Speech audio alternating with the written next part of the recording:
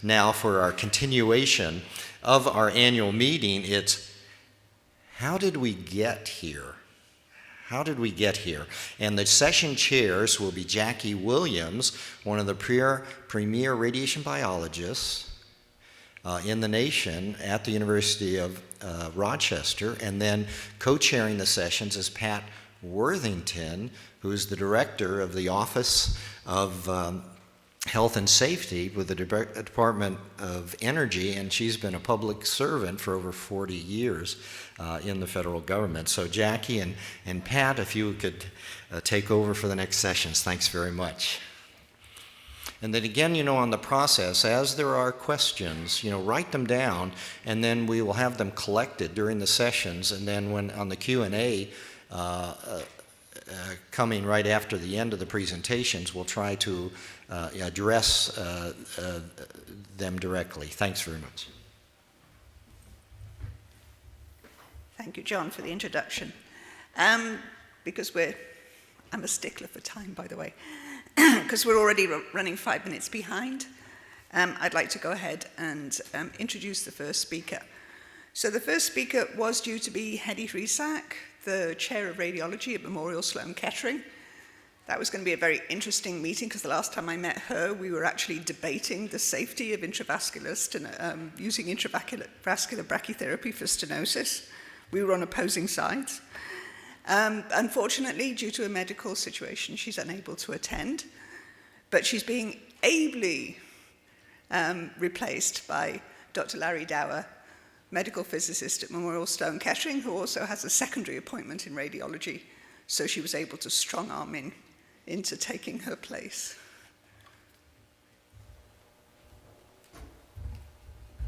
Thanks, Jackie. The clicker should be working now. Oh, terrific. Great. So while they're getting the slides ready, I thought you could do a few things. Audience participation always helps, right, Randy? Where's Randy? So look around the room. Isn't it interesting that there are a number of chairs empty? So that's one observation. The second is, how many of you received a fellowship or a scholarship from a federal agency any time in your life? If you could just raise your hand, that would be really great. And then how many of you have retired at least once? Right, and how many are still working after retirement? Very good, very good. How many are planning on retiring in the next 5 years? 5 years, next 5 years. How many of you are planning on working again after you retire in 5 years? Okay, not a few less, that's good. How many are planning on retiring in the next 10 years? 10 years. 10 years, that's pretty good. Okay, how many of you are under 40? All right. That's really good. So we're just gonna, I'm presenting Hedy's slides as she provided them to us. So here goes.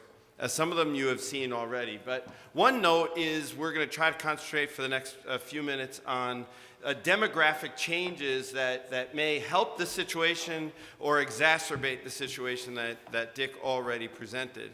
And I think that you'll find in most cases it's exacerbating the situation, but I think there are a few things that we could build from, that's for sure.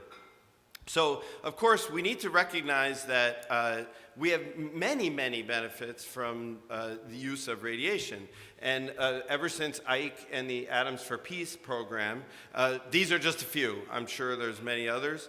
But in medicine, energy, basic science, and industrial applications, we've certainly put radiation to good use, big time. So let's just remember that as we move forward. We're not just talking risk, right? We're talking benefits as well. So now let's talk about some demographic changes. A major one is that worldwide cancer numbers continue to rise.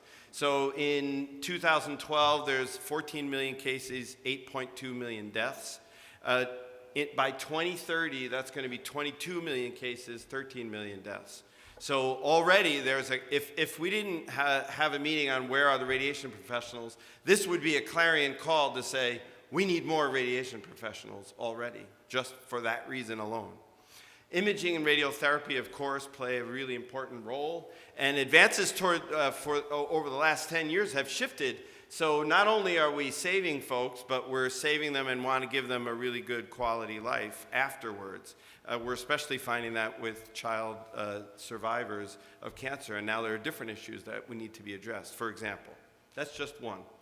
That's cancer.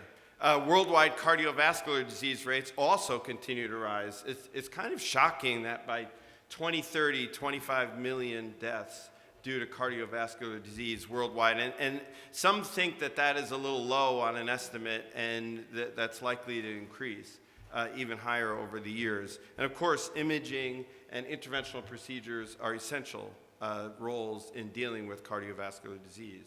So already another reason by itself that we would have a whole meeting like this, for example. And the use of radiation in medicine, of course, is rising as those diseases continue to go and as we develop technologies that can utilize this very well.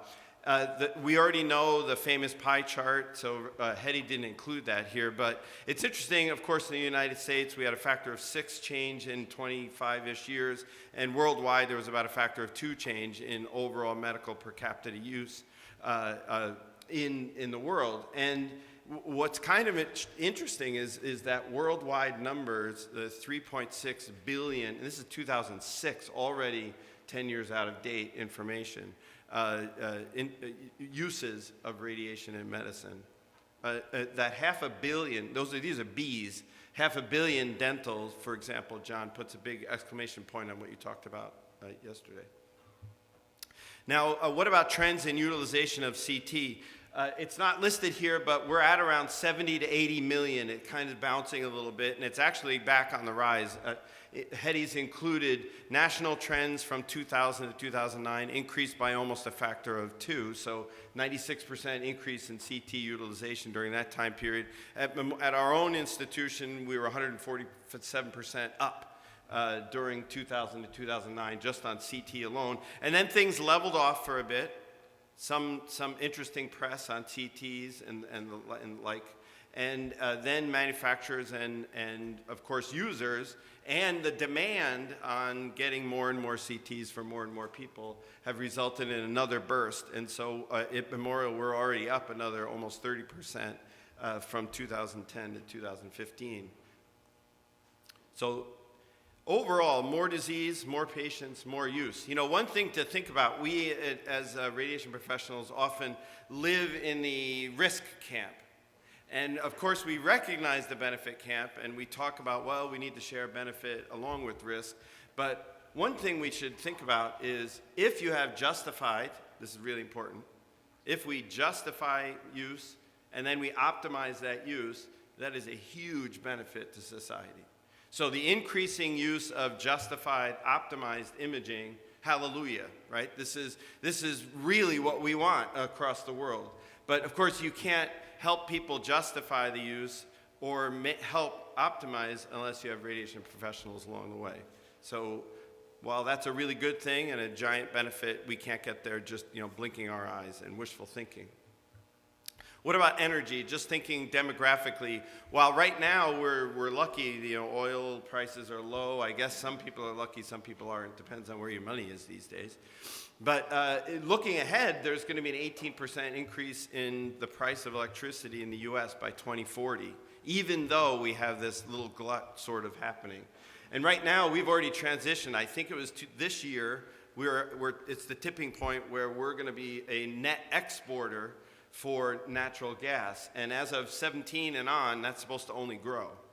That's very interesting. So how do you become a net exporter without a whole bunch of work going on that needs radiation professionals to do that work? What about climate effects, nuclear renaissance, with a question mark, and the rest? The bottom line is every one of these in energy require excellence in radiation science. What about security? There's a mounting specter of terror. Just a few weeks ago, President Obama held a meeting, a summit on this very topic. He called it the single most important threat to the United States national security. So what's interesting is not only are we changing, but so are the terrorist capabilities are changing, but are we responding with sufficient speed and commitment? And on that, are we able to even respond? Any major event is going to require a huge surge of professionals to manage the consequences. And Dick, you gave an excellent piece right out of the warp as the number of radiation professionals decreases, the nation's resilience, that's an important word, and ability to manage is severely degraded. What about the radiation profession itself? Dick already gave this bit of information, but you know, this is just 3. We could list this all across the spectrum of radiation use. It's really important, and I know others are going to talk specifically on this, but it's interesting to look at age, just age. And in APM 2013, about 40% of the members were 50 years and older. 67% of the members are 40 years or older, right? We look over our shoulder and there's not too many folks behind us, and maybe we're not bringing them up. That's another issue. Health Physics Society, of course, is aging. 83% of the membership older than 40 in HPS. Dick showed the 2 points on this graph. This is a different graph. These are the workers who were monitored at nuclear plants. So this is very different, slightly different graph. But what I really think is interesting is from the very beginning, you can see 1970, the median age was 37 of monitored nuclear power plant workers. 37 in 1970. In 2009, it was already 49. And you could just see this marching right across the slide there. And this particular graph, by 2009, you can already see that little double hump that Dick was talking about. See, there's no one in the middle there. There's a few on the young side. Other demographic shifts, and I know that these were included in one of the slides, but this is a grander slide. This is from the Institute of Medicine, so this isn't only HPs looking at HPs. And this report was for a review of the AFRI program, which was a very positive review saying the nation really needs AFRI. But part of that book, and I would encourage you to go find the IOM report on AFRI, there's a whole chapter on basically where are the radiation professionals. And a few interesting things. You can see this line here is health physics, medical physics doctorate. You could almost just circle medical physics doctorate. So as the need for cancer treatments and the rest continue to rise, those are coming up in the last, say, couple of years. But you can see the HPs coming down significantly. And unfortunately, you can see the radiobiology kind of sinking, right? Demographic shifts on graduates alone. Human capital crisis and radiation protection. I like to call this radioactive decay. And that's kind of what we're seeing here even, right? And it's not just us. We're getting tired, some of us, right?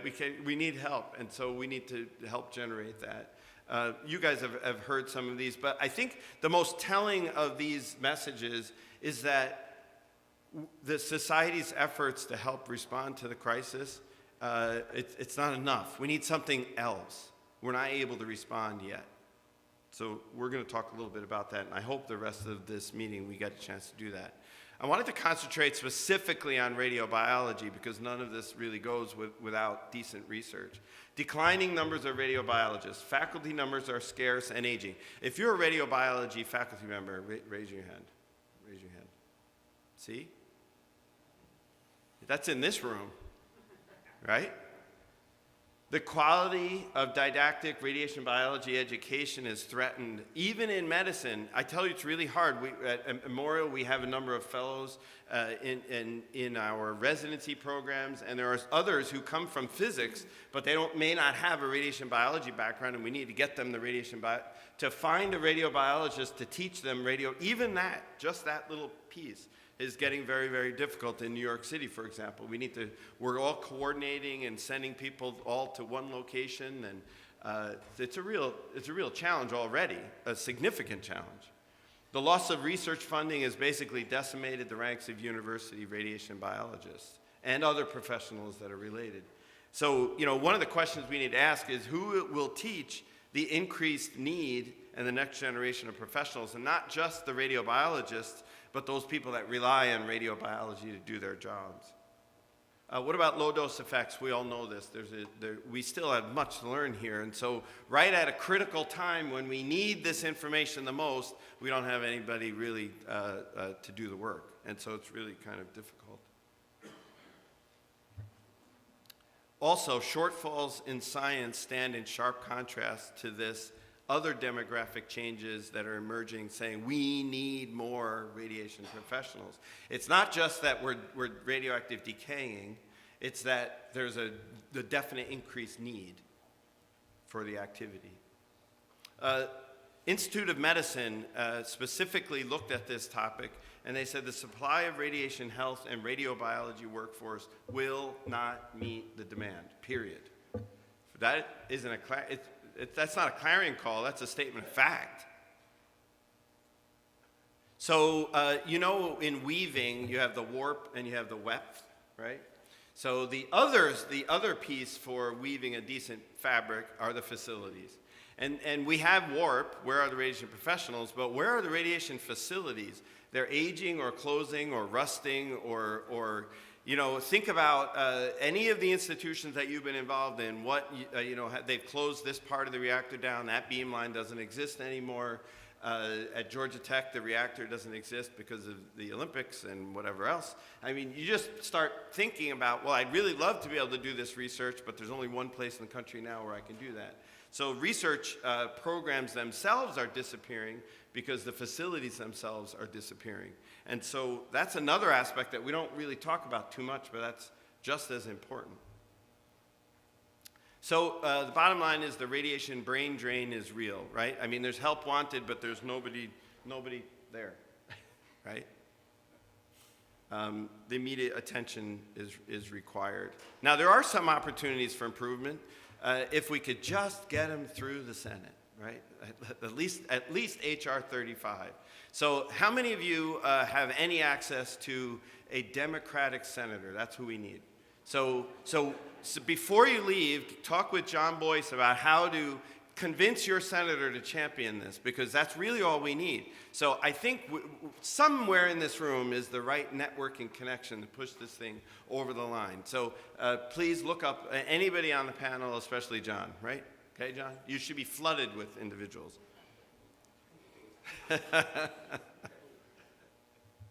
And the bottom line is it requires public support. The crisis is already on us. It's not coming. It's not the tsunami has already arrived, right? But solving the problem is going to be it's going to need some funding and also very interesting, unique, and creative courses of implemented action, real action. You know, Robert McNamara, he now we know him from the Fog of War movie, a documentary, but he was really involved in civil defense as well. Do you guys remember that? If you've had a CVD meter or still have one, he was very involved. One of the books that was published under his civil defense time in office was Fallout Protection. Very interesting, I thought. But he says rationality will not save us. We can't just think these things. We need to actually act. We need to actually act. And hopefully I did Hetty proud. Thank you very much.